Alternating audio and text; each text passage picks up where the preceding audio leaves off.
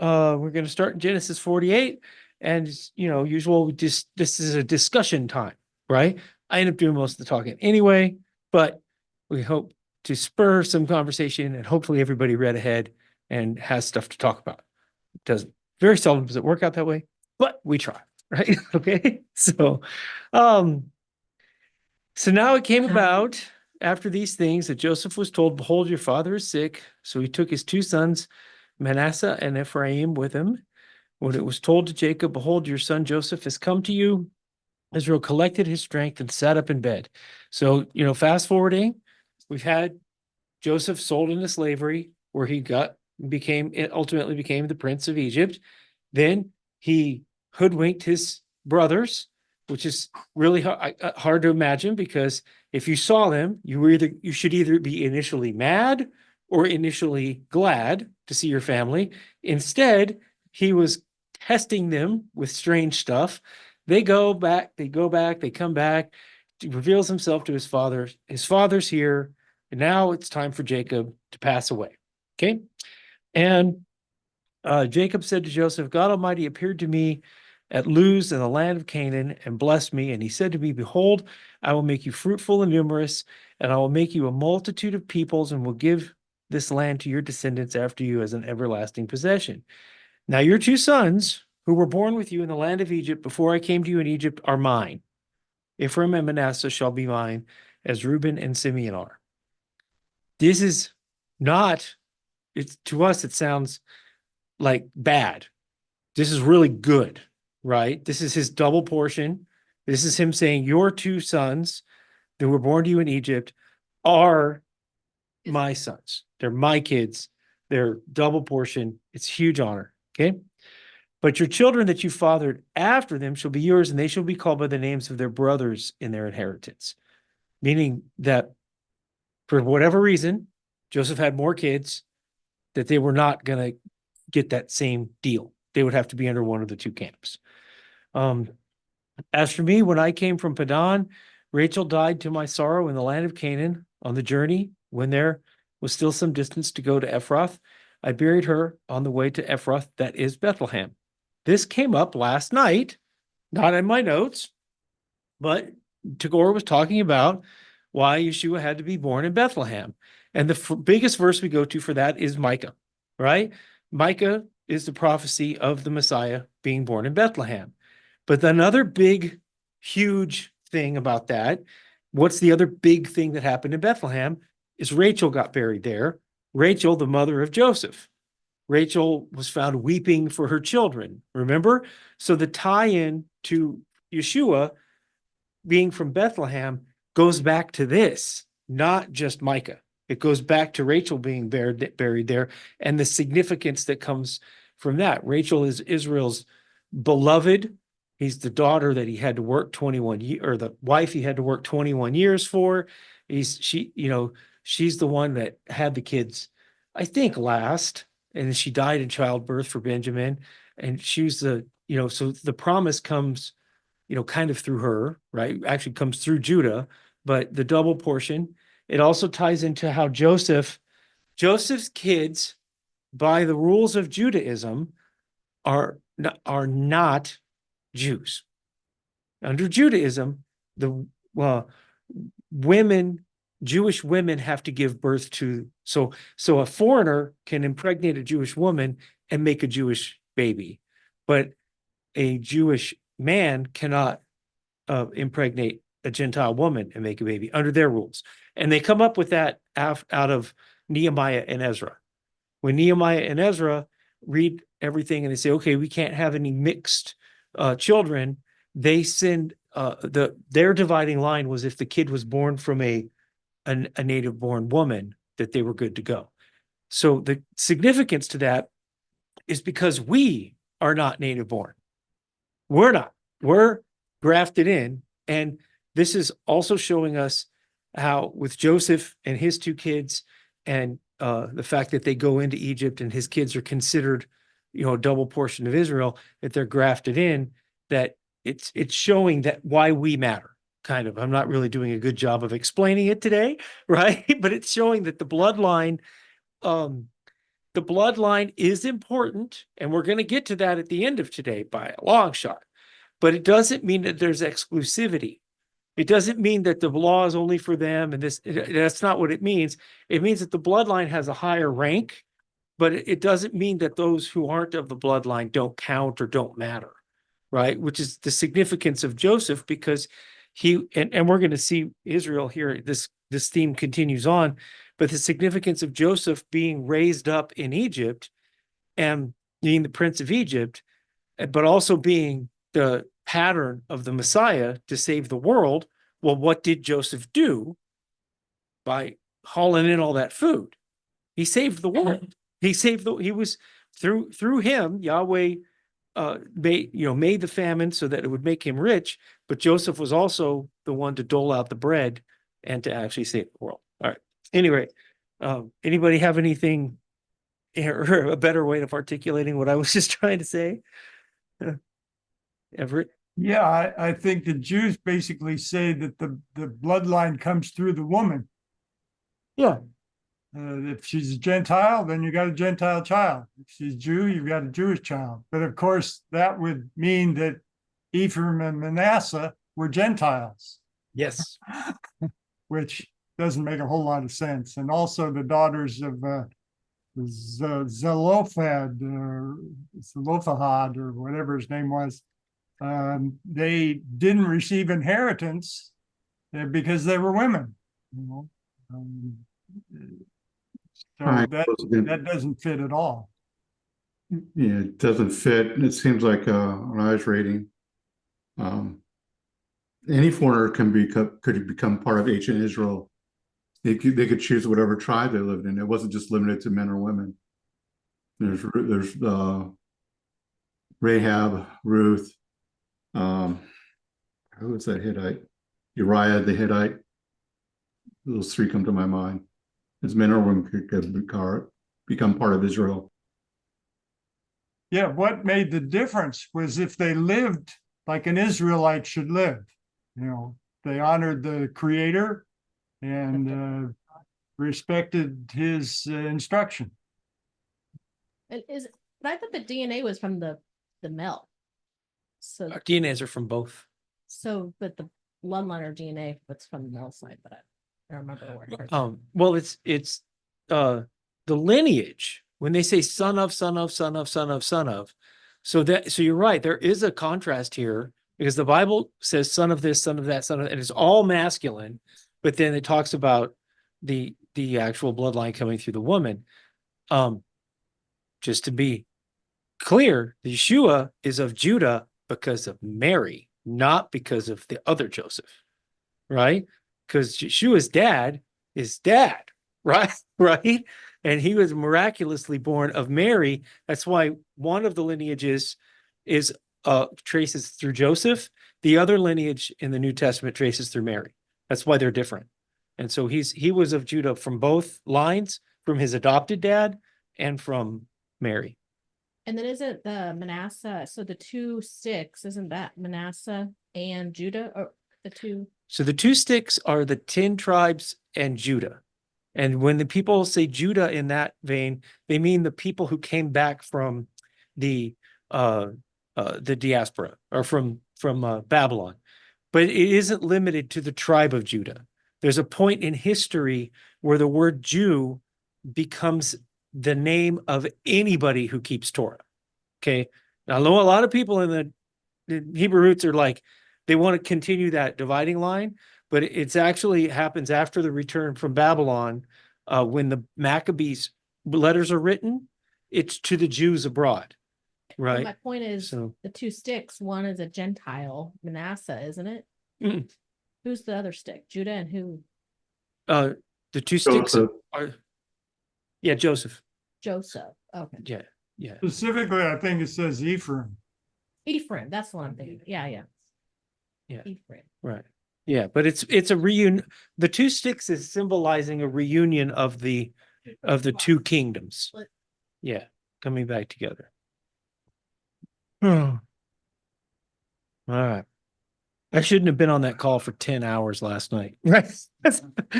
My brain's on that study. So, uh, so Israel saw Joseph's sons, and who are these? Joseph said to his father, these are my sons whom God has given to me here. Bring them to me so I may bless them. Now the eyes of Israel were so dim from age that he could not see. Joseph brought them close to him, and he kissed and embraced him. And Israel said to Joseph, I never expected to see your face. Behold, God has let me see your children as well. So this is 17 years, by the way. 17 years has passed since they've come in. So Joseph's sons are 20-ish. They're not they're yeah, they're not getting lollipops and right. Yeah. Yeah. So Joseph took them both, Ephraim with his right hand toward Israel's left, Manasseh with his left toward Israel's right, and brought him close to him. But Israel reached out his hand and placed it on the head of his right hand on Ephraim, who was the younger, and his left on Manasseh, and crossing his hands, although Manasseh was the firstborn. And he blessed Joseph and said, the God whom my fathers Abraham and Isaac walked, God who has been my shepherd all my life to this day, the angel who has redeemed me from all evil, bless the boys, and may my name live on in them, and the names of my fathers Abraham and Isaac, and may they grow into a multitude in the midst of the earth. Now this is why the idea was hatched about 100 years ago that Ephraim and Manasseh are Britain and the United States, right? Now, sometimes we can get carried away. Okay. Okay. Now you can see parallels, and it's possible that this is a spiritual application of that, but it's not a literal application of that. That would be incredibly, the odds of the people staying together and having children for 4,000 years is pretty slim. Okay. Now I'm saying that with a caveat because I got my DNA checked and Diana got her DNA checked. And I'll be, if we're not so compatible that we're both British. I'm Germany and Ireland, and she's what was yours? Was Britain and Eastern European, right? Yeah, and it was overwhelmingly. So when I got that, sometimes God has a sense of humor, right? Because you'd expect there to be some mixing, right? You'd expect if you run your DNA that there, after all these years, that you'd see some Africa and some Asia and some, it was so pure. It came out, this is the actual result right here. White. It came out very, very Anglo for both of us. But the Ephraim and Manasseh becoming a mighty people within the earth applies as a figurative speech as well. The same reason that we're all children of Abraham through the blood of Messiah means we accept Yeshua as the Messiah, we become adopted children of God, which means we're adopted children of Abraham and heirs according to the promise. So it's not a literal thing, it's an adopted thing. So now this is where you have the bloodline and you have the adopted. So when Paul talks about branches were pruned off so that you could join, so that you could be grafted in, you don't get arrogant to the natural branches, and the natural branches aren't supposed to look down on the grafted in branches. So he's explaining how the death of the Messiah with the splitting of the curtain allows anybody to draw near to God and join the family. And then you have to adopt the house rules, right? And that's what Everett was getting at, and Ross, how people were to join Israel for all time. You can't just say, I'm a child of God, if you don't try to look like that. If you don't keep the commandments and walk the way the Messiah walked and do those things, then it explains our behavior a little bit better, right? So, anything else? Trying to hope to spur some conversation here. But Joseph says, no, this one's firstborn, place your right hand on his head. But his father refused and said, I know, my son, I know. He also will become a people, and he also will be great. However, his younger brother shall be greater than he, and his descendants shall become a multitude of nations. Well, Joseph probably, Joseph was second to the last born, who got elevated and dealt with grief to the point that when he was 17, was 17 years old or somewhere around there, when his brothers were going to kill him. So he's probably not wanting that to happen for his natural born kids. He was probably saying, no, let's keep it the right way this time. But he's saying, no, the younger shall be greater than the older, which is a pattern that's established, isn't it? When they went to look for King David, remember when they were going to make, when Saul was failing and Samuel's going to go make King David, he was so young and insignificant that he wasn't even at the party. He wasn't even there. And he had to went through the whole family and says, no, these aren't them. And here comes the little red-haired kid, right? And they said, no, that's the guy right there. And so he does make the last first pretty often. So Israel said to Joseph, behold, I'm about to die, but God will be with you and bring you back to the land of your fathers. And I give you one portion more than your brothers, which I took from the hand of the Amorite with my sword and my bow. Next chapter. Then Jacob summoned his sons and said, assemble yourselves so that I may tell you what will happen to you in the days to come. Gather together and listen, sons of Jacob. Yes, listen to Israel, your father. Reuben, you are my firstborn, my might, and the beginning of my strength, preeminent in dignity and preeminent in power, uncontrollable as water. You shall not have preeminence because you went up to your father's bed and you defiled it. He went up to my couch. Okay. Yeah, what he did was pretty bad. Okay. Reuben went and had one of his father's wives. And we know from the New Testament that Paul is really upset with somebody who did the same thing. And I think it's a Corinthians, right? And he says, this is a thing that the Gentiles don't even do this. He was really upset with them about it. So this is a really bad thing. And it caused Reuben to get a demotion. Simeon and Levi are brothers. Their swords are implements of violence. May my soul not enter into their counsel. May my glory not be united with their assembly. For in their anger they killed men, and in their self-will they lamed oxen. Cursed be their anger, for it is fierce, and their wrath, for it is cruel. I will scatter them in Jacob and disperse them among Israel. Okay. Now, why are Simeon and Levi considered violent? Because they avenged their sister. So, to me, I think these guys should be getting a high five, right? Okay, I think, but Jacob didn't want them to do that because it would make it bad. So what happened was, for those you need to review, when the guys came into the land, there were one of the natives raped their sister, Dinah, and then they said, okay, well, if we're going to get married, you guys all have to get circumcised. Your entire city has to get circumcised. So the entire city did it, which is astonishing. And while they were recovering from that, Simeon and Levi went and killed them all, right? Because they were starting a pact by raping their sister. And they got in trouble for that, because the way they're in trouble for it, because they used the Holy Covenant as a weapon, which is bad. But avenging your sister who got raped by the prince of this land, also a legitimate thing. So we have a little bit of it.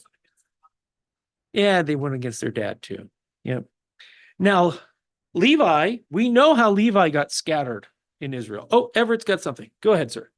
Well, I was thinking we probably don't know the whole story from verse 6, because I don't know of what it's talking about laming an oxen. Yeah. So there's probably more to the anger than maybe just that one incident at Shechem, as well. Doesn't it say that they here in here in the hall, in our little room, they're saying that they did hamstring the animals back in the day. ESV. Somebody want to look that up? Yeah. And it says, for pleasure, they have hamstrung the oxen. Oh, for pleasure, they hamstrung the oxen. Is that here in this? That's in 49:6. Okay. O my soul, do not come near their counsel. Do not be united in their assembly, my heart. For in their anger they have killed me, and for pleasure they have hamstrung the oxen. All right. Well, that supports what Everett is saying, is that there's something more going on there than just the Dinah incident. Yeah. So these guys treated animals poorly. All right. All right. All right. Take that. But Levi got scattered because Levi didn't get an apportionment, and they became the priests. But what about Simeon? I've every time we go through this, I have asked myself the same question. When did Simeon get scattered? I got nothing. Anybody? These prophecies were for the last days. So I'm one of those that believes that the other tribes still exist. I disagree with you on that. So it may be that the Simeons don't have their own country or land and be scattered amongst the other tribes. All right. Yeah. I just don't know of anywhere in the Bible where Simeon was scattered. So, as for you, Judah, your brothers shall praise you. Your hand shall be on the neck of your enemies, and your father's sons shall bow down to you. Judah is a lion's cub from the prey. My son, you have gone up. He crouches, he lies down as a lion, and as a lion, who dares stir him up? The scepter will not depart from Judah, nor the ruler's staff from between his feet, until Shiloh comes, and to him shall be the obedience of the peoples. He ties his foal to the vine, and his donkey's colt to the choice vine. He washes his garments in wine, and his robes in the blood of grapes. His eyes are dull from wine, and his teeth white from milk. Think he might like Judah a little bit? Right? Right? Any thoughts on that one? The fact that it calls him a lion's cub connects him up with Israel over in the Mideast now. Lion's cub, of course, would be a young lion, and Israel has not been a nation for very long.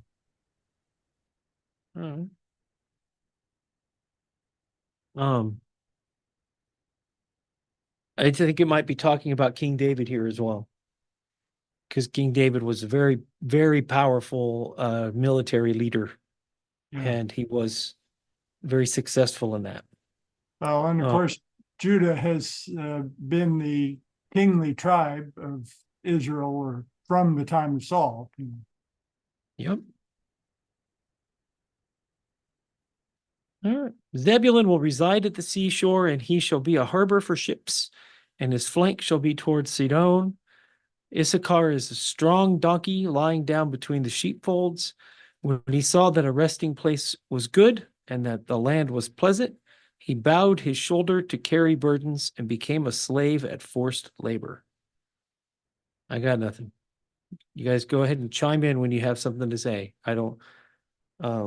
Dan shall judge his people as one of the tribes of Israel. Dan shall be a serpent in the way, a horned viper in the path that bites the horse's heels so that its rider falls backwards. For your salvation, I wait, Yahweh.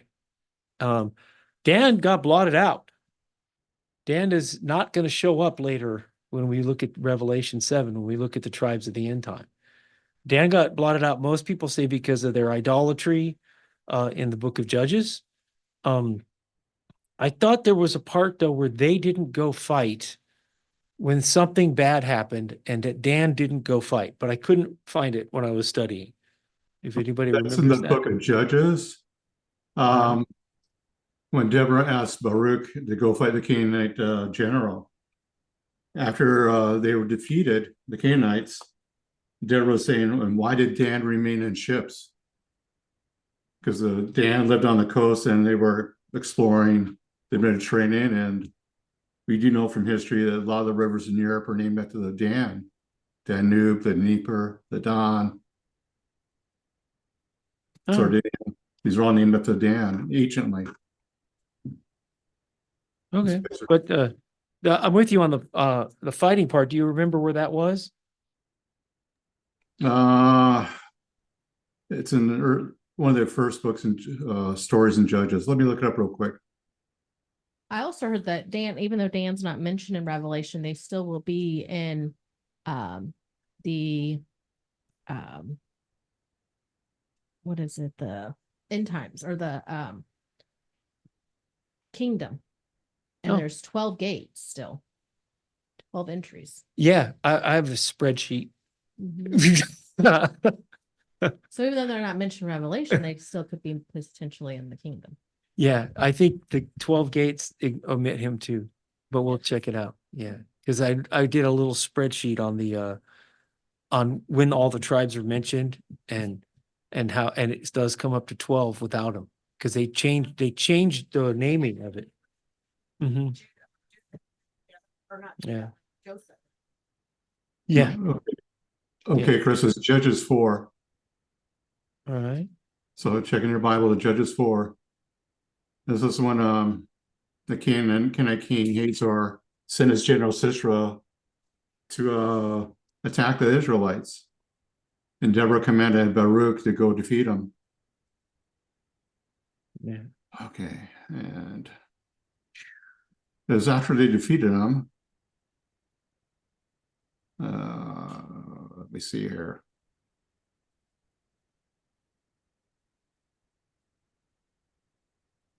Maybe it goes all the way to 5. Let me look here. It's in chapter 5 after the victory where they sing a song. Right. All right. Until I, Deborah, arose. New gods are chosen. The war was in the gates. Now to those who distribute water.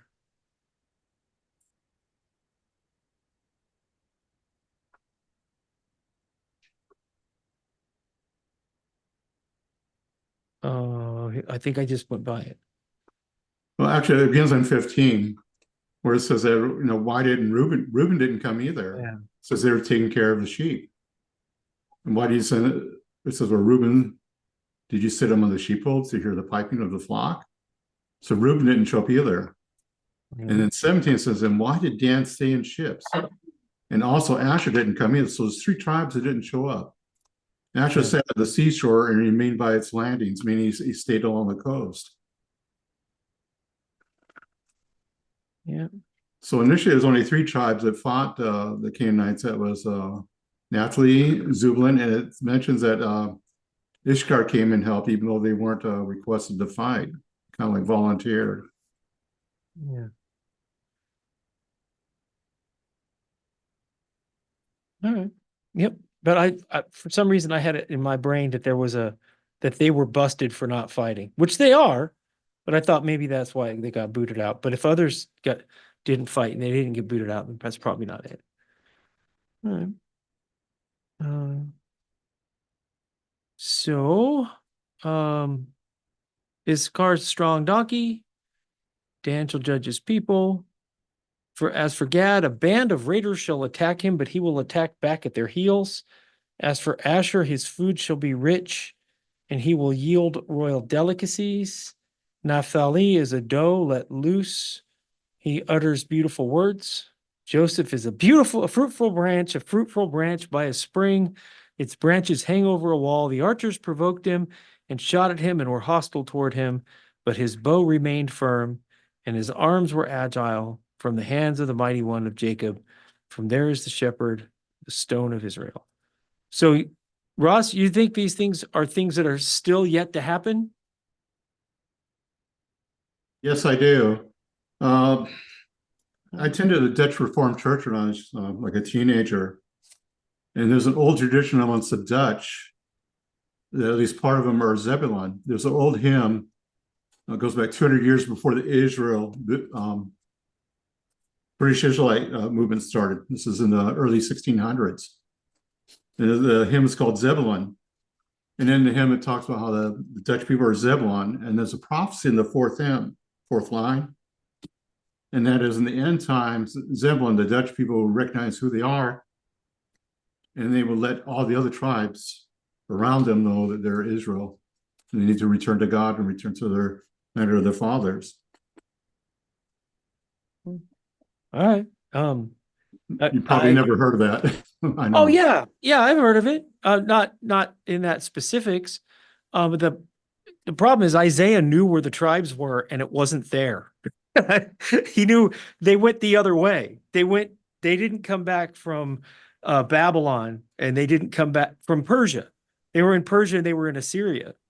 So the Bible says that they were in Persia and Assyria, not in Syria, those two kingdoms, not that they didn't go into Europe. And my other issue is that is the adoption thing. You know, that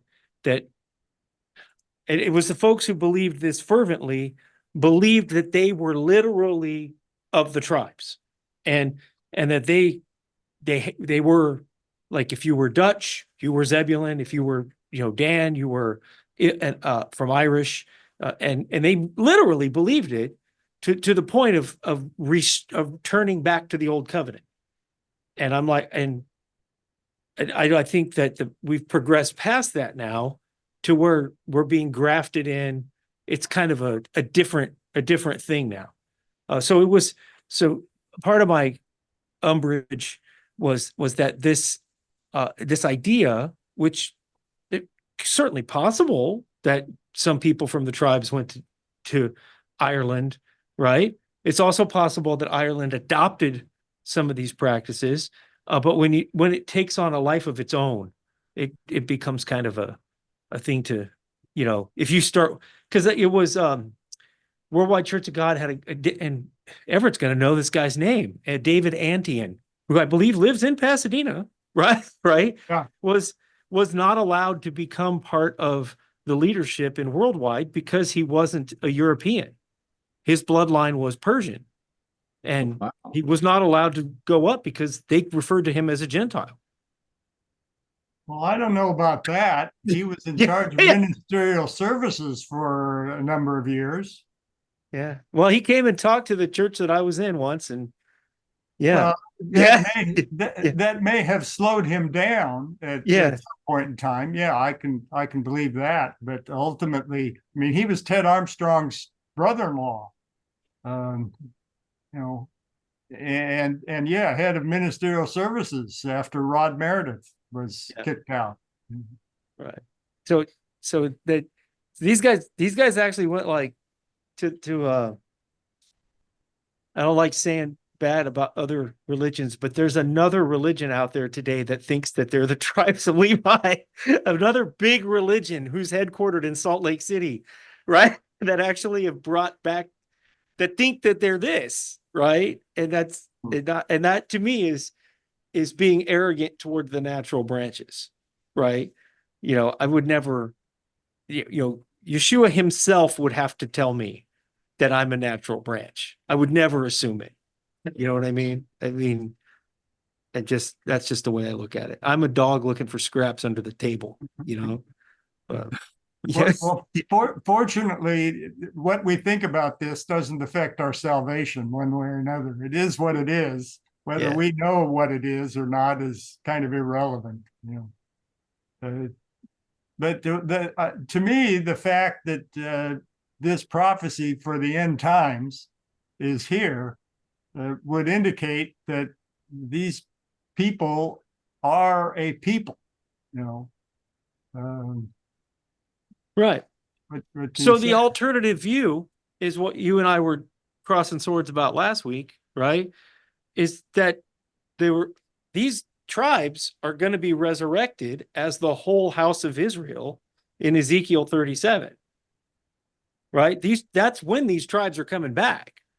Right? It's not, you know what I mean? It's what the Bible says. It says that Ezekiel 37 is the whole house of Israel is going to be resurrected, and they're going to have the Spirit breathed into them, and they're not going to sin anymore.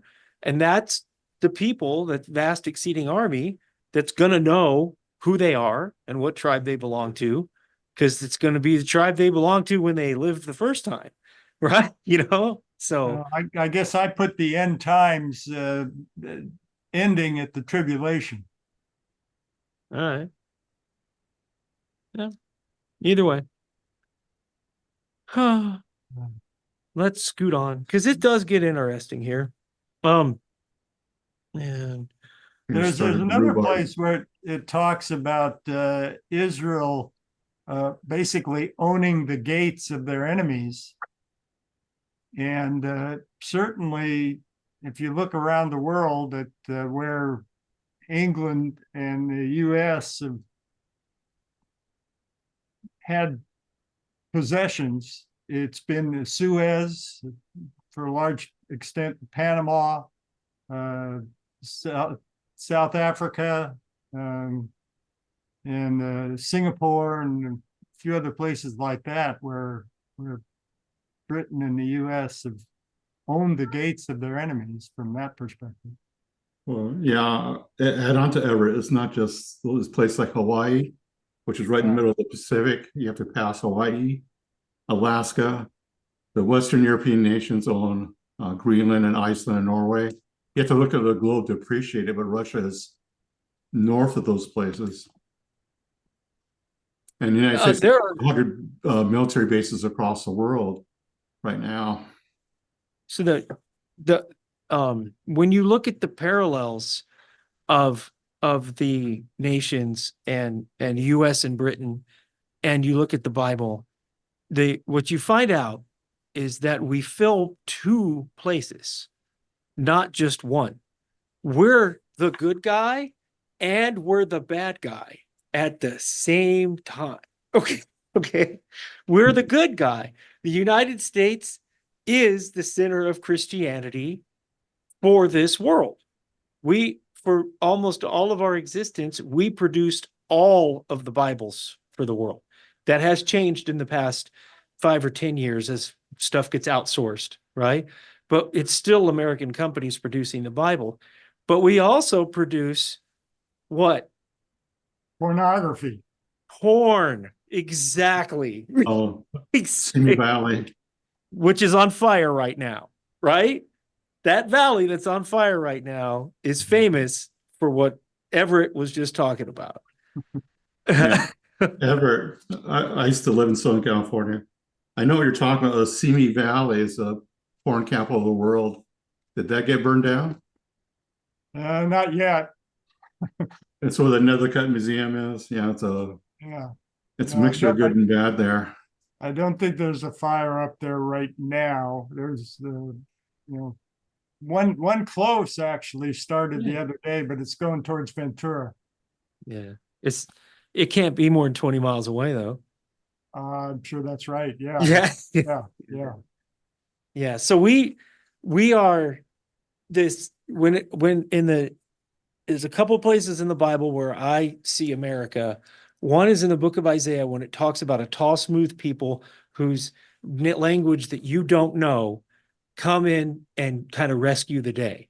And the first time I read that, I'm like, that's us, right? We are bigger and paler than all the rest of the nations, right? Our soldiers go over there.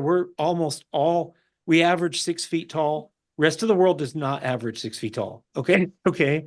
Our soldiers they don't understand our language, but we come in and rescue the day. That's in the book of Isaiah. The other place where I think of us is when it talks about woe to Babylon, where in one day her spoils are gone and the merchants look and weep. The merchant ships weep because our commerce, you see, when that bridge came down in Baltimore, the whole world went, right? Because we're the commerce powerhouse for the entire world right now. And China wants that. They're a long way from getting that. We're it. And the two canals that these guys are talking about. So I see us being the good guy and I see us being the bad guy in everything we do. Where in Isaiah is it? I know which one you're talking about. In that day, there will be a highway between Assyria. That's one. Let's see if it's still, if I'm remembering it right. Here we go. Isaiah 18. Woe, land of whirring wings, which lies beyond the rivers of Cush. Okay. Which sends message. It's been 10 years since I read this. Even in papyrus vessels, and on the surface of the waters go swift messengers to a nation tall and smooth, to a people feared far and wide, a powerful and oppressive nation whose land the rivers divide. All you inhabit the world and live on earth, as soon as a flag is raised on the mountains, you will see it, and as soon as the trumpet is blown, you will hear it. For this is what Yahweh has told me. I will quietly look from my dwelling place like dazzling heat in the sunshine, like a cloud of dew in the heat of the harvest. And it goes on and on and on. But it's talking about this tall, smooth people, that the nation that everybody fears, right? And who could possibly? Nobody can stand up to our military. Look at what Ukraine is doing to the Russians with just our stuff. Accountants, IT professionals, hot dog cookers got our stuff, and they're taking out the bear of Russia. Now they're actually taking out the North Koreans, right? If we were pulling those triggers, it would not take long at all. And there would not be a Russia, right? We are, by the way, I was in the Navy, so I'm a little biased. Okay. There is nobody, if they let us go, right? There's nobody that could possibly stand up against us, right? That's when last time Trump was president, and they had that ISIS, and he looked at the problem and he said, he pulled back the rules of engagement and told our troops to just go get it done. It wasn't weeks and there was no ISIS, right? And this is good and bad, because as you can see, depending on who's holding the office and what mood they're in, we break countries on accident all the time, right? Right. So anyway, shutting up now, you guys probably want to talk. There's another scripture that talks about that if the whole world came against Jerusalem, they'd be cut to ribbons. Yeah. And if one presumes that the U.S. and Britain are Israel, Jerusalem being the capital after a fashion, that's the only way that could apply. That if the whole world came against the U.S. and England, particularly the U.S. right now, they'd be cut to ribbons. Well, we did that. That's called World War II. Yeah. We actually did that, and we're still riding that pony. Yeah. Maybe ever you can help me. There's another one. Versus scripture. I can't remember where it's at.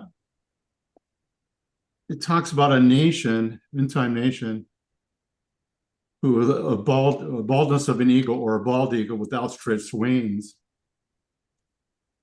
A terrible people from its beginning. I can't remember the rest of it, but I'm thinking there's only one nation who has a heritage of a bald eagle with outstretched wings in the United States. Yeah. I'm not familiar with that. Can you remember that verse of scripture? No. We could use our little searchy function here. What's the phrase? A nation of baldness of an eagle with outstretched wings. Bald eagles only found in North America, and I think a few bald eagles are found in Siberia. When I looked it up, Probably KJV. I hadn't even read the KJV, and I memorized scriptures in the KJV. Eagle. Catholic things. That's not their Bible.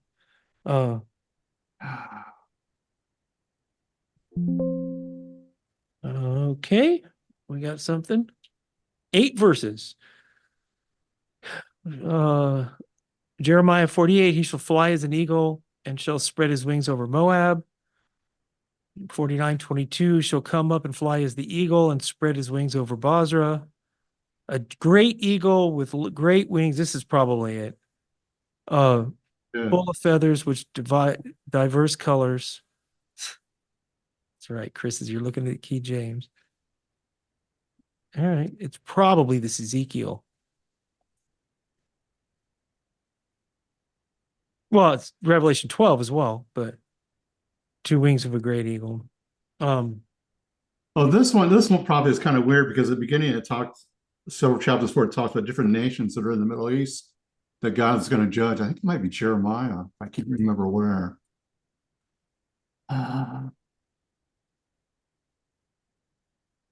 Yeah. Well, at any rate, it's a good tip. I'll remember it later on, probably. But yeah, but just the idea of the U.S. We were talking about this last night too, as in the New Testament, when it says Caesar had commanded a census of the whole world. Okay, the whole world in the New Testament often is just referring to the Roman Empire. That to them was the whole world, right? Because that Caesar can't command a census to be taken to Persia, right? And so we talked about that for a little bit, and we got on this same track of comparing the U.S. both to all the good properties of Israel, and we also have all the bad properties of Israel. Look at all the idolatry we have in this country, right? I mean, it's pretty bad. Okay, okay. We have a lot of stuff that we're not supposed to have, hanging around just about everywhere. And now they've even, where you live, Ross, didn't they remake the Temple of Artemis or something? Like the full size one? I haven't heard about that. I do know, like in Memphis, they have a temple to Diana of the Ephesians. Yeah, that's the one. But it's not like a mock one. It's the full scale. The full thing. scale. That one's been up. That one's been built years ago. Yeah. Well, what I found interesting about the word Nashville, Nash comes from Hebrew. It means the bite of the serpent. I think in the movie it comes out of Nashville. Yeah. Well, it is Memphis, which is named after the city in Egypt. Yeah. I mean, it literally is Babylon, right?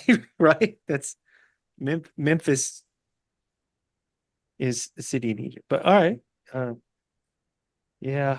All right. Let me get back on track. Well, you guys have more to say before we go try to get back on track? No, go ahead. I'll look up the other one in between and see if I can find it. All right. Well, this theme of both is going to come into play big time right here. Verse 28. All these are the 12 tribes of Israel, and this is what their father said to them when he blessed them. He blessed them, everyone with his blessing appropriate to him. He charged them and said, I'm about to be gathered to my people. Bury me with my fathers in the cave that is in the field of Ephraim, the Hittite, in the cave that is in the field of Machpelah, which is before Mamre, in the land of Canaan, which Abraham bought along with the field from Ephron, the Hittite, for a burial site. He didn't go get buried with Rachel. He got buried with his dad. Okay. So he says he's going to go rest with his fathers. They buried Abraham and Sarah in the field, blah, blah, blah. Okay. When he breathed his last, he was gathered to his people. Joseph fell on his father's face and wept and kissed him. Okay. He commanded his servants and the physicians to embalm his father, so the physicians embalmed Israel.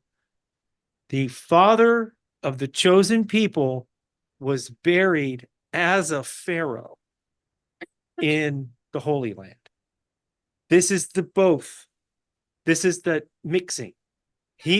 So at some point in time, somebody's going to find this grave in the land of Canaan, how many hundreds of miles away from Egypt, and they're going to go in there and they're going to find a guy who is buried as a Pharaoh in the Holy Land. So he's buried as in the religion of the pagans, even though he's the father of the faithful. You see how this friction is kind of there from the get-go, from the foundation? Ross? No. Oh, he's like, oh, no, my hand's down. Right. And he's buried with his kin, which is a full circle. I also think you go first. When Joseph was buried in Egypt, when they found his tomb, he was buried as a pharaoh in Egypt also. I mean, he's like twice buried that way. You know? I mean, his tomb was somewhat smaller than Pharaoh's, but it was still a massive pyramid tomb. Yep. And so I also think that Jacob wanted to be buried in the Holy Land because of the resurrection. I think he probably knew more than he was letting on. I think when the resurrection comes, he probably wants to already be in the Holy Land, he wants his body to be resting on the Holy Land the whole time. That's just my speculation, right?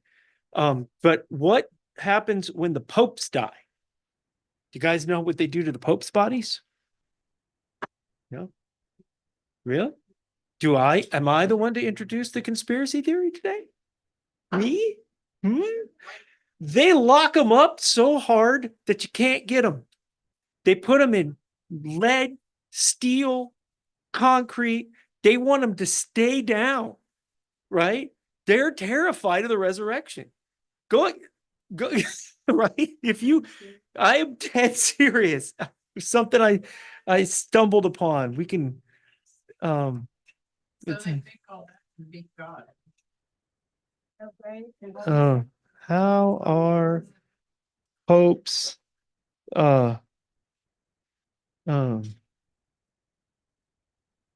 papal tombs are the official place of the majority of the popes. They are located one floor.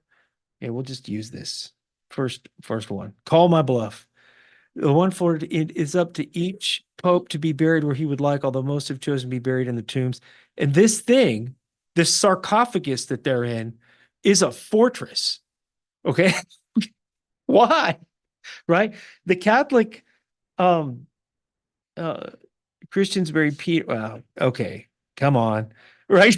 We don't yeah, the Middle Ages was decrepit, so they bury him in these very monolithic structures that have levels to them. In fact, they've got rules for it. I don't know why I looked it up. It could have been a Dan Brown book that caused me to look at this one, but literally, right? But this is the Catholic profession of faith ends every week with we look for the resurrection of the dead and the life of the world to come. Every week they recite the same creed, the same prayer, and it ends with that. And so the way Jews are looking forward to the resurrection. Do you know how Jewish people are buried in the land?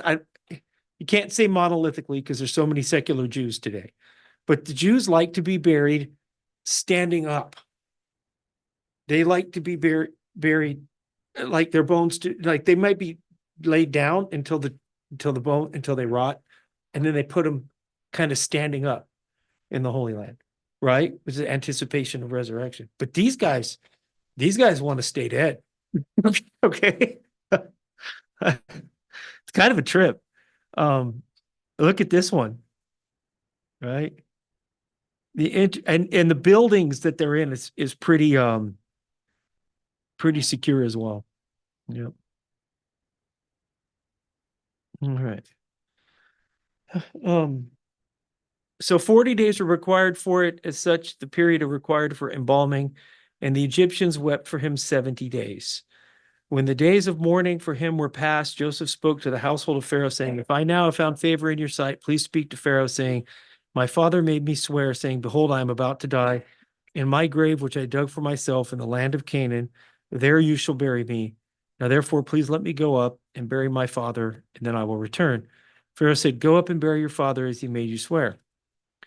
So Joseph went up to bury his father. With him went all servants of Pharaoh, elders of his household, and all the elders of the land of Egypt.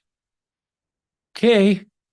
You think the people of Canaan were going, yeah, we're doomed, right? Okay. And but what this is the burial of a head of state. We just had one this week. Jimmy Carter passed away, right? And he was president when I was a boy. And you guys know who Rich Little is? No. He did impersonations. He did a lot of variety shows when I was a kid. He could impersonate Jimmy Carter. So I thought that was funny. So as a kid, I learned how to impersonate Jimmy Carter. That's my memory of Jimmy Carter. But Jimmy Carter was president, and we have this huge entourage of people laying him to rest, which is similar to this.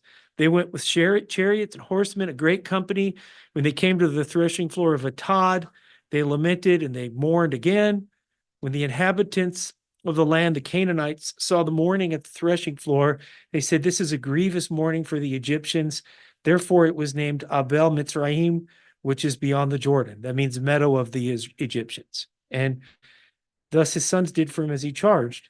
And he's carried him off in the land of Canaan and buried him in the cave in the field of Machpelah before Mamre, which Abraham had bought along with the field for a burial site from Ephraim the Hittite. Abraham laying in a tomb next to somebody who's embalmed as a pharaoh. You see the contrast? Do you see that we are stuck in Babylon? We don't want to be in Babylon, but we're not getting out of Babylon until the Messiah comes back, right? We're going to live the way that God wants us to live wherever he puts us.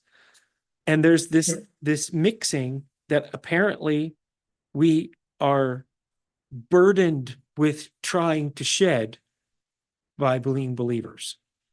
Yeah. And it does show that the other thing that it foreshadows is when the mixed multitude come out. See, right here you have Egypt going into Canaan as a kind of a foreshadowing of the Exodus. They're going in peacefully and they're mourning, and then they're leaving, and then they come back as a mighty nation. But when they leave as a mixed multitude. Do you guys remember that? Right? And so when the mixed multitude departs, when they get to Mount Sinai, guess what? They're no longer a mixed multitude. When it gets to Mount Sinai and they start, I am Yahweh your Elohim with the 10 commandments, it's now all Israel. So the people that left were both the bloodline and people not of the bloodline who knew what was good for them, just like Rahab, right? And so when they get to the mountain and there's the covenant, they're no longer considered strangers. They're now part of the tribes, right? Which is what's going to happen to us eventually as well, if there are tribes in the new kingdom. Corky looks like he's got his wheels turning.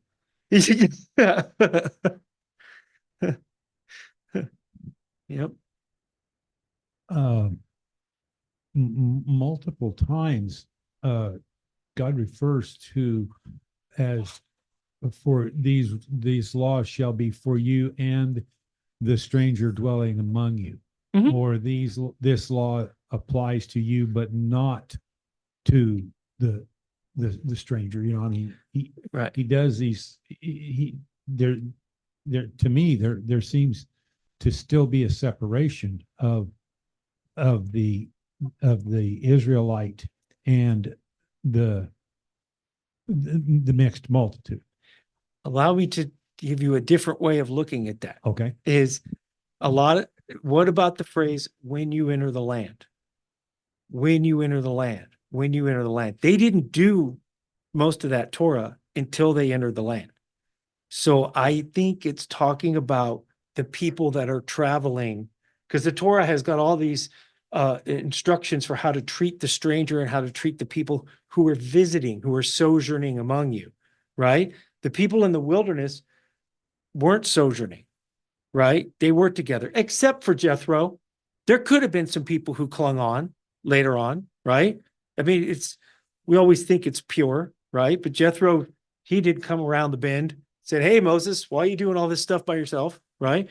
But that way I've read it from scratch, was that's referring to when they got into the land, not that they were still separate. It's okay to disagree. Everett?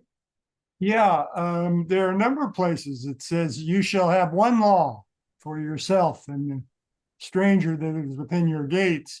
And I think in that particular case, it's especially talking about those who are resident aliens. It's certainly true that if somebody was just passing through, there would be somewhat of a distinction, but it was still expected that everybody would obey the law of the land when they were in the land. That's just the way it is with us as well. We go to some foreign country, we're expected to obey their law. You know, that's the way, way it is. So, But yeah, if when when they certainly when they divided it up by tribes, which actually when they went out of Egypt, they were divided up by tribes. Everybody had to be a part of one of those tribes somehow or another. And Jacob adopted 2 Joseph's sons. Yep, yep. So so to directly answer your point is the Passover. Okay, the Passover, it says that if a stranger wants to keep the Passover, he has to get circumcised, right? In order to do that. That's one of the exceptions. They did not keep the Passover in the wilderness. Okay, this is, some people will, what? Right? When they were in the wilderness for 39 years, they didn't have the agrarian society to have a temple service. They didn't have crops and flocks and herds. So in Joshua 5, when they crossed the Jordan, they first circumcised everybody, right? So they were all one group of uncircumcised, mixed, some circumcised, some not. They were all one group for the 39 years until everybody dies off that was corrupted in Egypt. And then they start fresh, and they're all circumcised when they cross in the land. And so that's one example why I think that it's for when they crossed over, not for at that time. Make sense? Numbers 9 has them doing the Passover. For one time. Well, yeah, but why would you do it one time and not continue to do it? They couldn't. Well, I don't know about that. Yeah. But I'm pretty confident on this one, because the first time somebody told me, I went, nuh-uh. And I came back and I was like, oh man, right? Well, it doesn't record everything they did, you know. If they weren't circumcised in the wilderness, they weren't keeping Passover, right? If you do a search on when you enter the land, you come up with a lot of the Torah is when you enter the land. They didn't have the wave sheaf offering. They were nomads. They were moseying around. So they didn't have the barley. They didn't have the crops. They didn't have the stability while they were out there moving around. And so that's why when they ate manna, they didn't eat bread, right? That's the big aha moment, is the first time they kept the days of unleavened bread after that. So they keep Passover in Egypt. They get the Torah. 1 year later, they keep Passover. Then they start marching, right? They don't get bread until they cross into the promised land. And there's miraculously enough barley and wheat to feed 2 million people. And that's when the days of unleavened bread start, is right there in Joshua 5. Shocking information. Yeah. Every year's turning. I mean, the covenant specifically said 3 times a year you're supposed to keep festivals for me. You know, this is I don't see that. Absence of evidence is not evidence of absence in my mind. Yeah, but they didn't have any bread, dude. Well, you don't eat leavened bread. Yeah. Okay? Yeah, they couldn't eat matzah. And they did. Right. Of course, it talked about them taking flour and they're kneading bowls. and they could have gone and bought from the neighboring nations as they passed by. Yeah. They stopped over to the Canaanite Costco. Picked up some Manischewitz along the way. But the prohibition was against leavened bread. So, you know. No, it's commanded to eat leavened bread. No, there shall be no leavening found in your house, and you shall eat unleavened bread, the bread of the affliction. It's both. Yep. Yeah, okay. Well, they could have bought it, you know.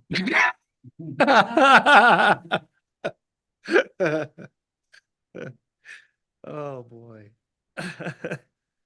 All right, so here's some good stuff. His brothers are still worried. And this is 17 years later. right? 17 years after the reunion, give or take, is when Jacob dies. And his brothers are still like, uh-oh, Dad's gone.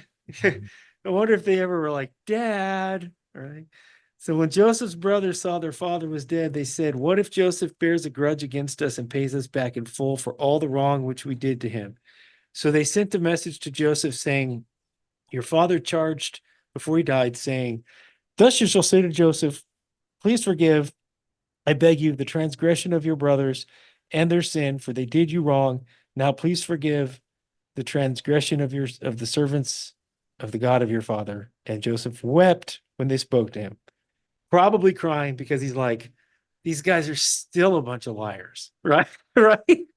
He's probably still shaking his head, right? There's no evidence that he said that, but there's no evidence he didn't say it either, right? So he said, don't be afraid, am I in God's place? As for you, you meant evil against me, but God meant it for good in order to bring about this present result to preserve many people alive. So therefore, do not be afraid. I will provide for you and your little ones. So he comforted them and spoke kindly to them. What is the lesson in this one? Anybody who reads my Twitter would know. I don't know, but forgive your enemies. Okay. Fear God and keep his commandments. Love God and keep his commandments. The brothers were behaving properly this whole time because they were afraid of Joseph's power. Joseph was behaving properly because he loved God with all his heart and all his soul and all his might. Both things are going to bring about the right outcome, right? If you fear God and keep his commandments, you're going to keep his commandments. If you love God and keep his commandments, you're going to keep his commandments. The behavior of both parties lines up. Everybody lives right. So that's what I saw in this, was that this, at this point, Joseph is now 35, 40 years old, right? And he's still not sore about getting sold into slavery, because it turned out to him to be the Prince of Egypt, but also it turned out for him to protect his family and to bring everybody into Goshen. But he also gave them 17 years ago. So Yeah. if they're bringing up this old forgiveness that's already past them. So who knows? Yep. They are probably terrified that someday he's going to change his mind and take it out on them, retaliate. Yeah. And, Just shows what's in their heart, because if they loved Yah and his commandments and followed the commandments, they would have never thought twice about the forgiveness that Joseph already gave them. yeah. Yep. Joseph stayed in Egypt, and he and his father's household, and Joseph lived 110 years. Joseph saw the third generation of Ephraim's sons, also the sons of Machir, sons of Manasseh, were born on Joseph's knees. Joseph said to his brothers, I'm about to die, but God will surely take care of you and bring you up from this land to the land which he promised on oath to Abraham, to Isaac, and to Jacob. Then Joseph made the sons of Israel swear, saying, God will surely take care of you, and you shall carry my bones up from here. So Joseph died at the age of 110, and he was embalmed and placed in a coffin in Egypt. He was rewarded to see his great-grandchildren born. That's a big deal to these guys. Very much family men. It's end of this story, though. Yep. And this is where we get to switch to the next chapter. But any closing remarks on Genesis? Everett? No? No, don't think so. Okay. My wife said, I can't believe his brothers outlived him. It's true. And they didn't kill each other either. So, 1 Kings 2. Did I go past it? I sure did. Can you guys even see these numbers over here? Nope. Yeah. Oh, they're tiny. As David's time to die drew near, he charged Solomon his son, saying, I'm going the way of all the earth. Be strong, therefore, and show yourself a man. Keep the charge of Yahweh your Elohim to walk in his ways, to keep his statutes, his commandments, his ordinances, his testimonies, according to what is written in the law of Moses, so that you may succeed in all that you do and wherever you turn, so that Yahweh may carry out his promise, which he spoke concerning me, saying, if your sons are careful of their way to walk before me in truth with all their heart and with all their soul, you shall not lack a man on the throne of Israel. Now you also know that Joab, the son of Zeruiah, did to me what he did to the two commanders of the armies of Israel, to Abner, the son of Ner, and to Amasa, the son of Jether, whom he killed. He also shed the blood of war in peace. And he put the blood of war on his belt about his waist and on his sandals and on his feet. So act according to your wisdom, and do not let his gray hair go down to Sheol in peace. But show kindness to the sons of Barzillai, the Gileadite, and let them be among those who eat at your table, for they assisted me when I fled from Absalom your brother. Behold, there is with you Shimei, the son of Gerah, the Benjamite of Bahurim, who now it was he who cursed me with a violent curse on the day I went to Machanim. But when he came down to me at the Jordan, I swore to him by Yahweh, saying, I will not put you to death with the sword. Now therefore do not let him go unpunished, for you are a wise man, and you will know what you ought to do to him, and you will bring his gray hair down to Sheol with blood. Then David slept with his fathers and was buried in the city of David. So, does anybody else see President Trump going out like this? Okay. Okay. This is not the way Abraham, Isaac, and Jacob died. This guy is like on his deathbed. You get my enemies, boy. I have at the end of chapter 9, you are a wise man and you know how to handle him. Make sure he has a bloody death.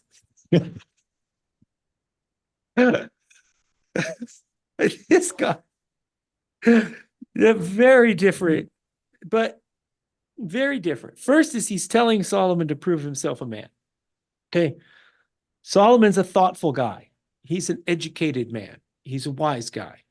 David's saying, you better man up, dude. You're going to be in charge of the country, right? Masculinity is a key thing as part of the Bible, as part of the leadership of the Bible. We are supposed to be men. We are supposed to turn wrenches. We are supposed to be able to defend our family. We are supposed to be able to do tough stuff. And that shows up in Maccabees. It shows up all over the place. And countries get smote when the men start acting like the women. And now over here, we got the women acting like the men acting like the women, and Bob's your uncle, right? It's all messed up right now. Hopefully our country gets that sorted, right? That we're just going to go with the he and the her, not one person using both, right? And get back to the right stuff. Next thing is, there's a caveat here. He says, so that Yahweh may carry out the promise which he spoke concerning me, saying, if your sons are careful of their way, you shall not lack a man on the throne of Israel. How many of you raised an eyebrow on that one? Right? Yes, ma'am? Okay. Okay. Yeah. It's not that they're going to have a king on the son of David in perpetuity. The people have to follow the king and be righteous at the same time, right? Now, Yeshua is on the throne, and he's coming back, and he's going to have a righteous kingdom. But the only people that are going to be in the righteous kingdom are the righteous people that fit in the righteous kingdom, right? That is what that's saying here. In this case, if the people are not faithful to the Torah, they're not going to have a king on the throne. They're going to be ruled by other people. They're going to be scattered. They're going to be destroyed, which they were a couple times, right? And so in the end, Yeshua, by the blood of Messiah, forgives our sins, and we get to, enter into the kingdom. But we know there will be no sorcerer, there will be no idolater. There's a whole laundry list of people who aren't going to be in there. Sir. Well, and the way mine reads says, if your descendants watch their step and live faithfully in my presence with all their heart and being, Then he promised, you will not fail to have a successor on the throne of Israel. So, I mean, we've talked about this works thing before, that the grace is a factor, but the way you handle your actions, what you do, what you don't do, is extremely important in all this. This isn't a blank check that, you know, hey, I got dunked in the water, I got the fire insurance, I'm good. You know, and yet that's the way a lot of people treat this salvation thing. Company might And take away your fire insurance. yeah, yeah, the company might take your fire insurance away, you know, but, you know, I mean, this is this thing of you will be judged by your works is so evident that I don't see how people can't get it. So there's, I mean, I agree with you totally, but I'm going to do the job of trying to argue the other side, right? The other side is looking at it like the pagans who would sacrifice virgins to volcanoes. They're looking at it like you have the capability of a zero-sum game, that an individual can do so much good and so much right that then God must save them. That's works-based salvation, right? Where we are looking at it with both grace and works working hand in hand. Same as predestination and free will work hand in hand. That we, you know, he's saying, here's the invite. You can take the invite and you can mess up along the way as long as you're putting one foot in front of the other, right? But but you're right. These guys, they do sound like all you got to say is, I believe, get baptized and sit lotus style on the floor waiting for the Messiah to come back, right? And it's just not.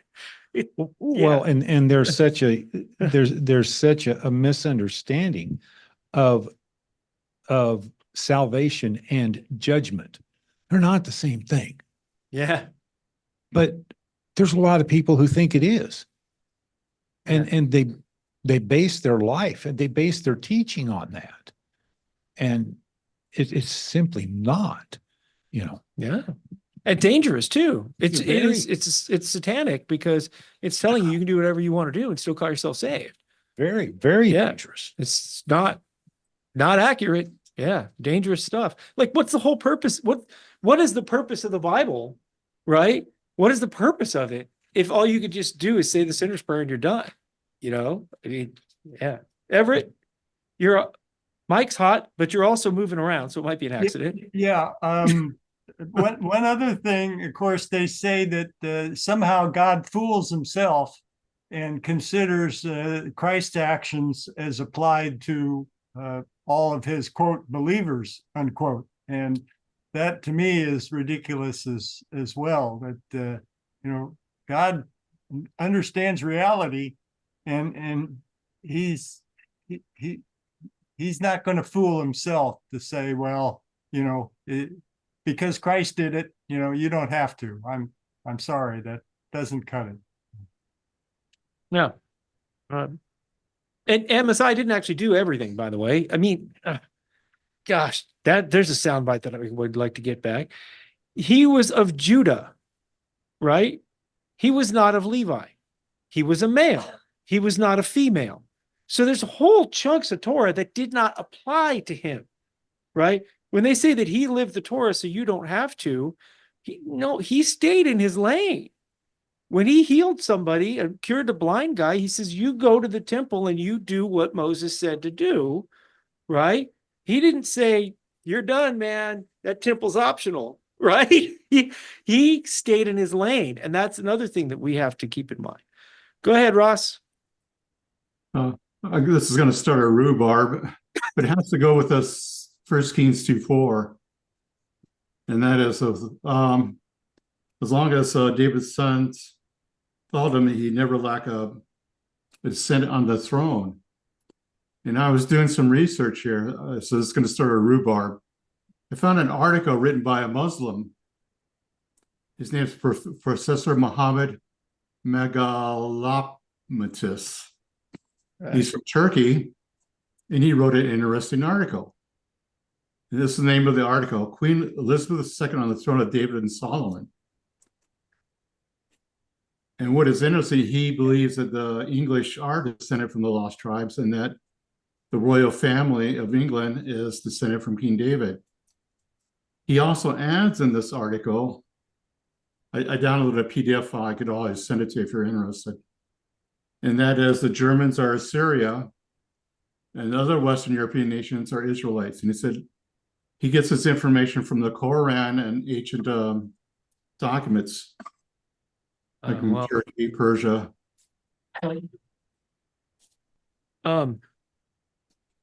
This is not the first time that I've heard that the throne, that the British throne is actually associated with David. Okay. But that doesn't mean that he's legitimately sitting on that throne. The British probably do think that that's David's throne because the King of England is what? The head of the Church of England, right? He thinks he's a religious and a state leader at the same time. So that's not the first time I've heard that, but it doesn't make them make it. Yeah, I know, but I don't know if you caught the beginning of it. This is not written by a Christian or British. Yeah. He's Muslim and he's from Turkey. Yeah. He's a noted professor who's written ancient history in different nations. I've read 2/3 of the Quran, by the way, because I couldn't take it anymore. And because you realize you're reading Satan's diary, man. You know, at some point you got to put that thing down. And nothing about this in there. Nothing about, maybe it's in the last third. I dare you to read. I don't know. But I thought, well, I just found this interesting. Yeah. Here's a non-Christian who is saying that the British monarchy is related to King David. The Muslims have a view of the apocalypse that's not terribly different from ours. So for them to think of that type of stuff too, it's not surprising to me. They are an end time cult, by the way. That's the net result of reading that book. Is it's an enormous end time cult, but that's what it is. Yeah. Ross, I'd like you to send that to me if you would. I put my email address in the chat. All right. Hey world, there's Everett's email address. Okay. Let me write it down here before I forget. Been trying to contact you about your car's extended warranty. Yeah.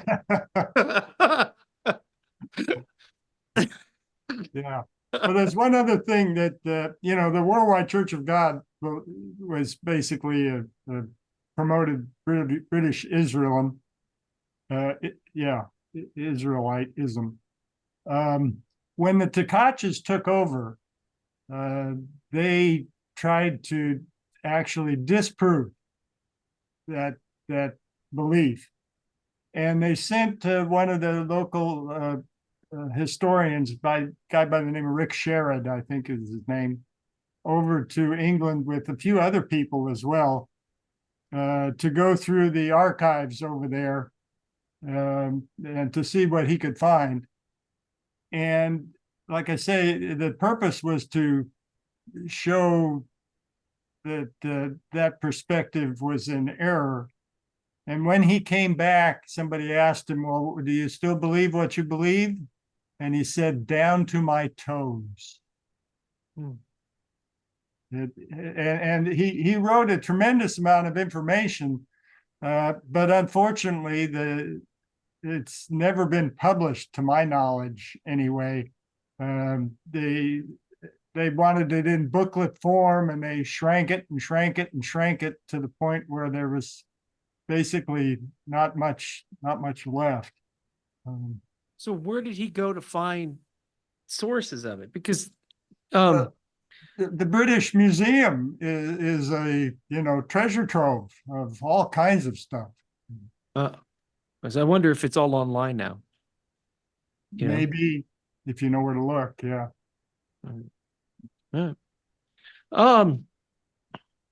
We've really hit the meat of this, and it's after 3 o'clock already. Revelation 7. We're going to touch on this though. Not really much to talk about anyway. So the 144,000. Um, and I actually have a spreadsheet. Oh, Ross, go ahead. I'm sorry, when you get done, I saw something in Revelation that most people haven't. And that is not only is Dan not listed, neither is Ephraim, Yeah. Yep. as far as, yeah. True story. Yeah. Yep. Want to see my And, spreadsheet? yeah, which is unusual. And the conclusion I can't, not only I came, but others is that when the northern tribes split away, they set up two altars. One was in Ephraim, the other was in Tel Dan. Yeah. So, Go ahead. so what's also important is not who's present. What's also noteworthy is the order in which people are listed in the Bible. Very important. They don't think like us. They have a completely different writing style, thinking style for their literature. So the people who are listed first are more important than the ones who come later. The worst thing that can happen to you in the Bible is to have your name blotted out. Okay. That's the worst thing that can happen to you. It's also the worst thing that can happen to you for the end of days, to have your name blotted out of the book of life. The book of life is written and is not this is why we're not a works-based faith.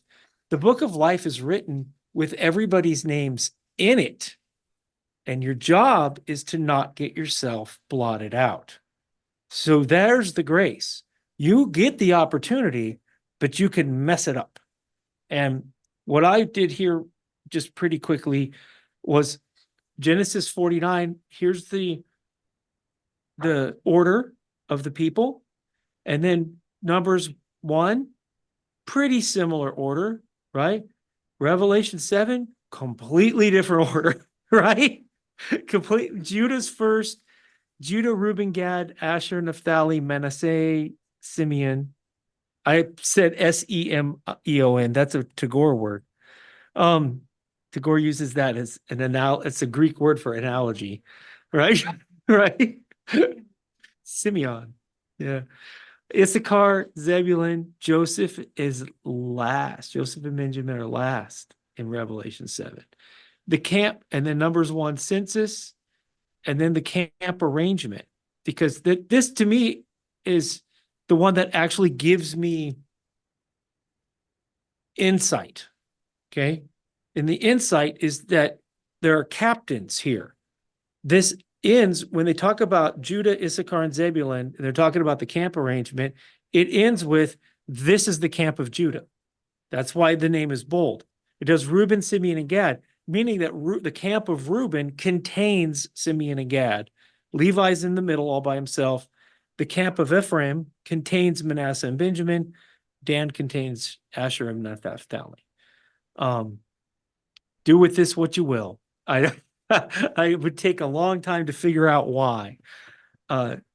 Ross is absolutely right that Ephraim and Dan are not mentioned in Revelation 7, but Joseph and Manasseh are.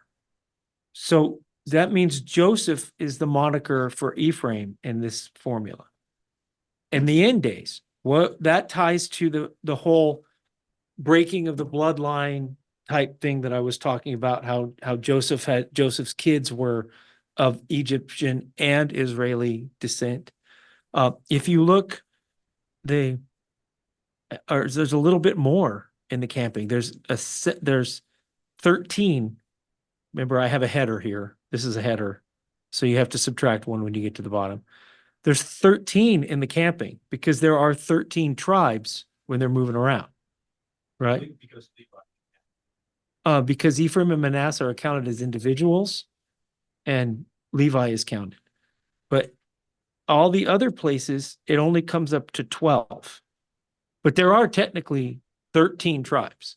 If you count Ephraim, Manasseh splitting, that adds one extra. Yep.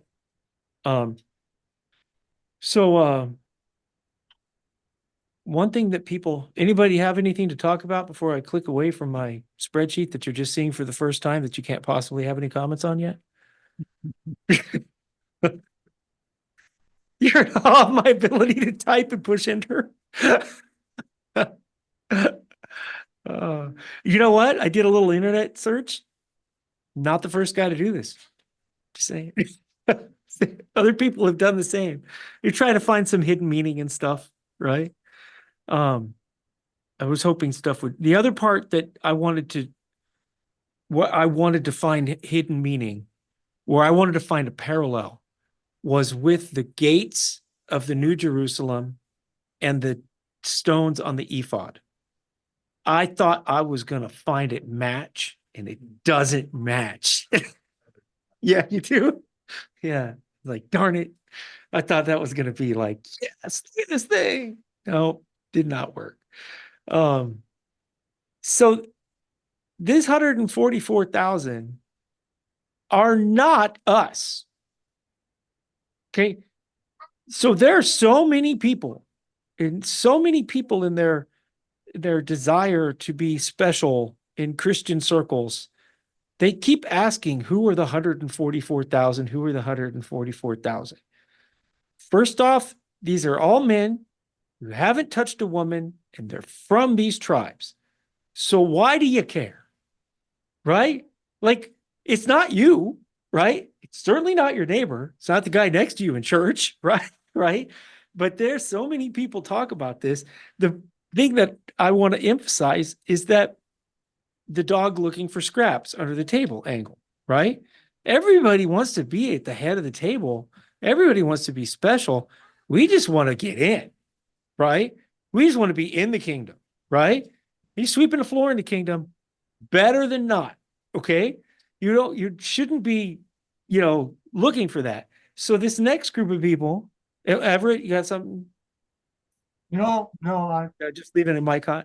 It's cool to interrupt too, guys, in everybody. So in Revelation 4, I heard the number of those who were sealed, 144,000 sealed from every tribe of the sons of Israel. It's not every tribe of the sons of Israel. It's not. Dan's not there. And we have to do a little jujitsu to get Ephraim in it. Right? I do have something now. Okay. Actually, according to Scripture for All, which is a very literal translation, Yeah. it says the 144,000 had been sealed. Okay. They don't, it's the great multitude actually that gets sealed. The 144,000 were already sealed. They don't need to be protected because they were, they're evidently those who were kept from the hour of trial. All right. The 144,000 in Revelation 14, there's no interaction with the beast. Okay. Revelation 7:4.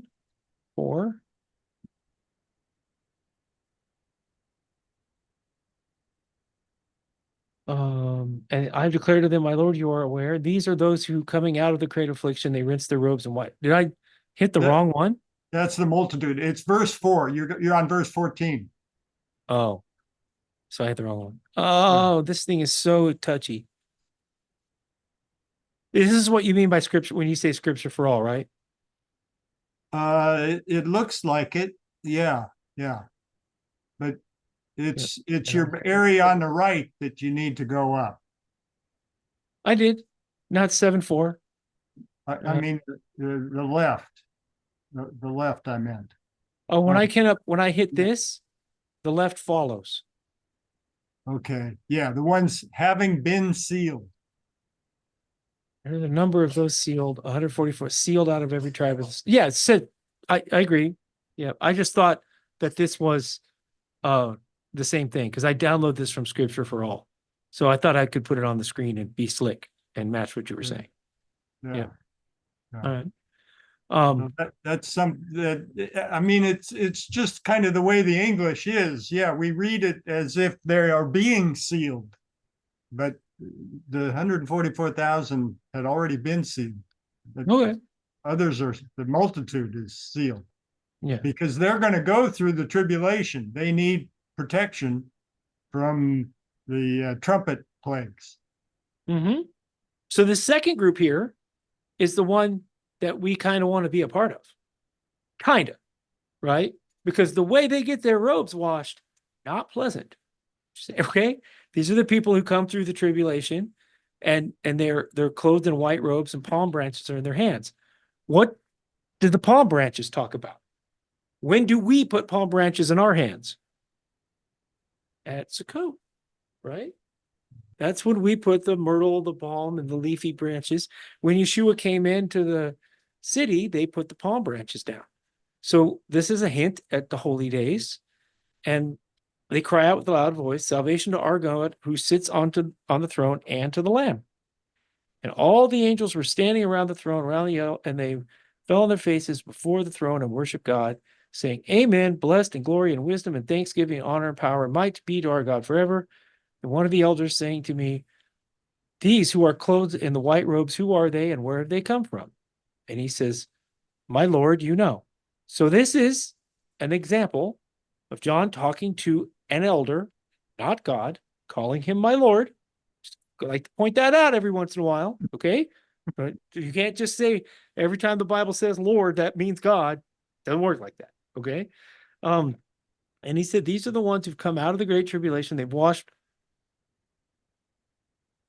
washed their robes and made them white in the blood of the Lamb. For this reason, they are before the throne of God, and they serve him day and night in his temple, and he who sits on the throne will spread his tabernacle over them. They will hunger no longer, nor thirst any more, nor will the sun beat down on them, nor any heat. For the Lamb in the center of the throne will be their shepherd, and I will guide them to this, and will guide them to springs of water. God will wipe away every tear from their eyes. Sounds like a pretty good deal, huh? No, was not a pleasant ride. Yeah, I was going to back up to the angels. The angels in the four winds standing at the four corners of the earth, holding back the four winds on the earth so that no wind would blow on the earth or the sea or any tree. Think about, you guys ever watched the movie The Matrix? Stop action animation or whatever.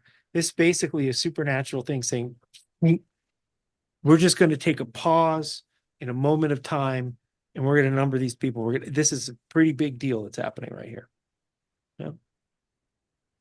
Can't see you guys. Anybody have any comments?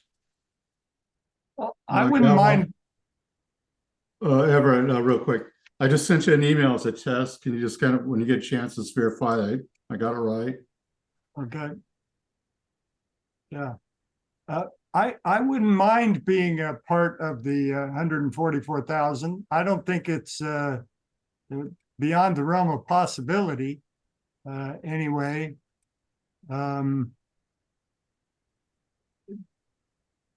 Because in Revelation 3:10, it talks about it, if you're faithful, I'm going to save you from the hour of trial.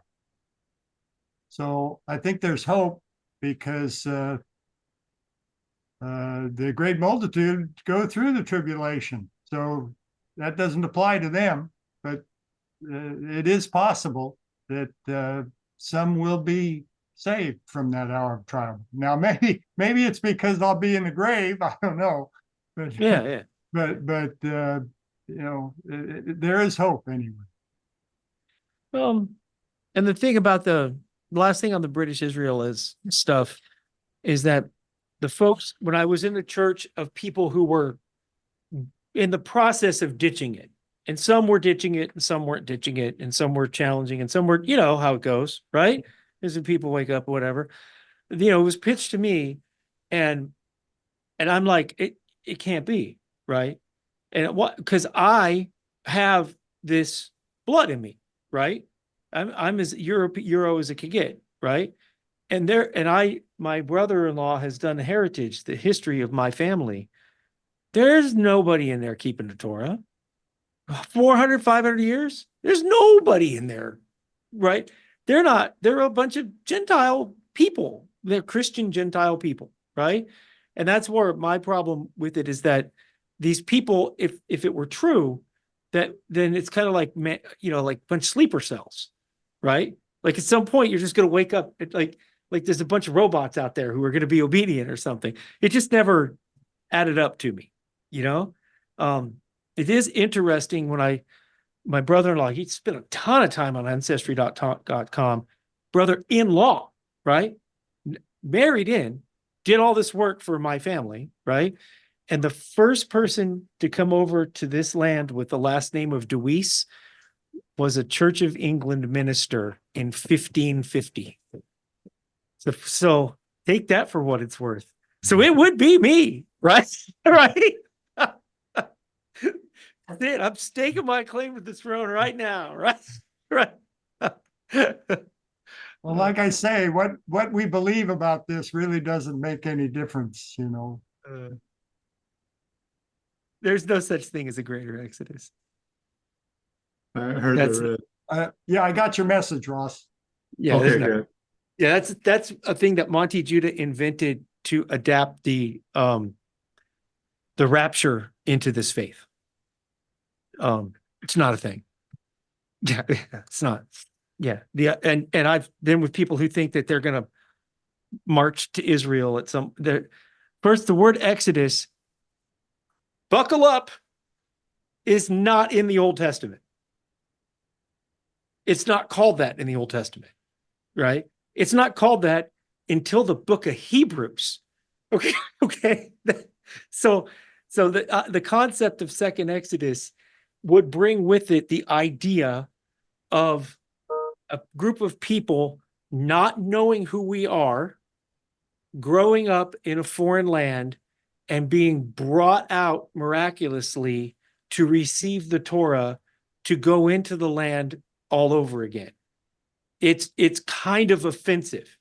It's kind of saying that we're as good as them, right? And we're not. So the Exodus was a moment in time, a miraculous deliverance of people that brought to the Torah, but we're not that. We know who we are, and we know the Torah where we are. So what is happening, and what would be more appropriately called, is a regathering, or the gathering. When it says the Lord Yeshua will return with a shout, with the sound of the trumpet, the dead will rise first, and we who are alive will rise to meet him in the air. That's gathering all of his people, all the believers, the first resurrection who are alive and the first resurrection, right? All together and putting us miraculously in Jerusalem, where he comes down and the Mount of Olives splits in two. That's the next thing. That's the next thing that's going to happen. When we talk about a greater exodus, I don't. It's different, right? The Exodus was people being saved who didn't know who they were, who didn't have any Torah, and him setting up a nation. Whereas the regathering, or the first resurrection and gathering is a new thing. It's something that hasn't happened before. And so that's my thoughts on that. Who wants to kick that one around? Man, the last 2 days, I think I've spent 5-6 hours talking about scripture. 2 days, right? Go ahead. Who have I ticked off with that one? Operators are standing by. Yeah. Yeah. And the thing about Monty Judah is that and I don't even know what his prophecy was, but I know that he said that he uttered a prophecy, and he said, if this doesn't come true, you must stop believing me. And he's still running his mouth, right? It was false, right? So, Terry? King Charles. Oh, that's He was new. saying- Yeah. No, King Charles, he was saying, was the Antichrist. And that if it wasn't true, he said that initially, and then he came back and changed it and said, this is just an idea he had instead of a prophecy. I thought it was longer ago that he said the things. Maybe he did it. Yeah. Yeah. Yeah, April's saying he said stuff before that didn't come true either. And that's Yeah. where, oh, go ahead. Oh, nothing. I just said, I agreed with you.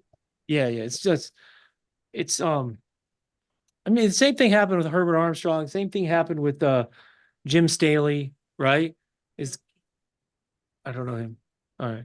But you get this knowledge, right? This ability to read the Bible for what it is so unique that we have, right? That some guys take and think that they're higher than they are, they start running with it. That's what happened to Armstrong. He thought he was Elijah, sitting there behind a microphone saying, I'm the voice of one crying in the wilderness, when he wasn't.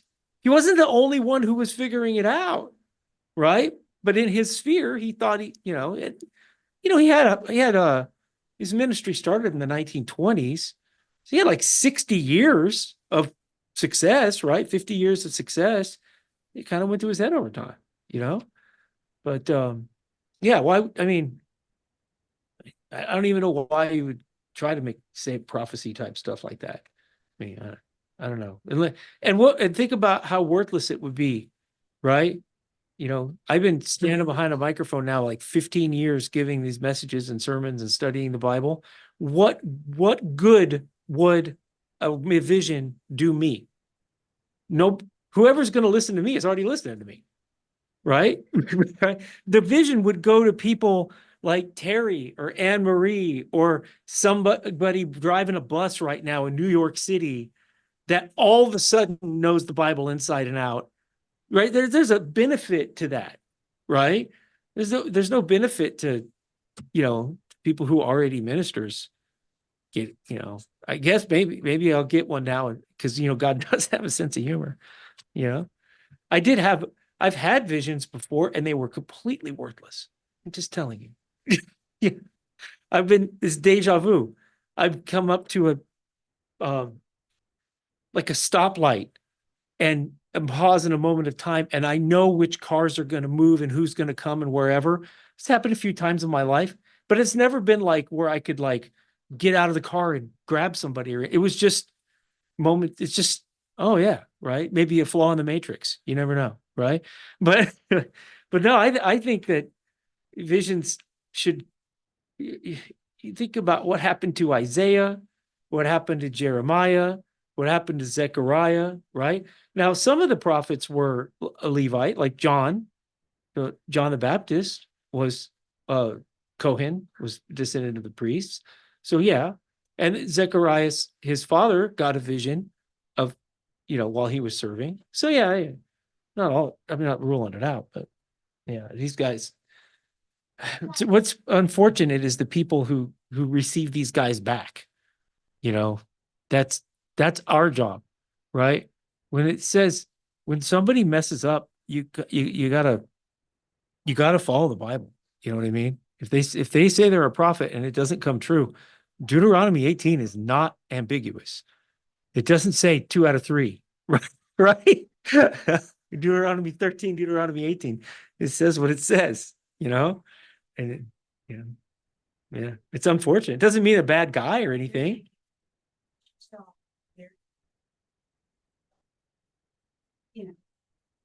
As we love ourselves.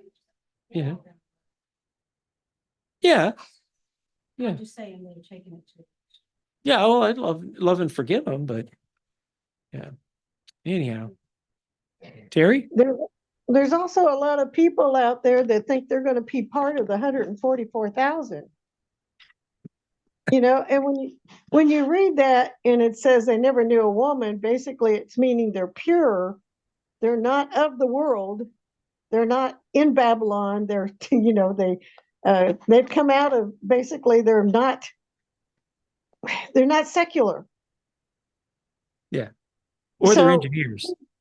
We all, unfortunately, are secular. So they can't be part of the 144,000. And so that drives me nuts when I hear someone say, I want to be part of the 144,000. Yeah. Just a side. in 2 Corinthians 11:2, Paul's talking to the church and he says, I want to present you as a chaste virgin to Christ. Yeah. I think that's the connection as well. So, you know, if you're faithful, you can be part of the congregation.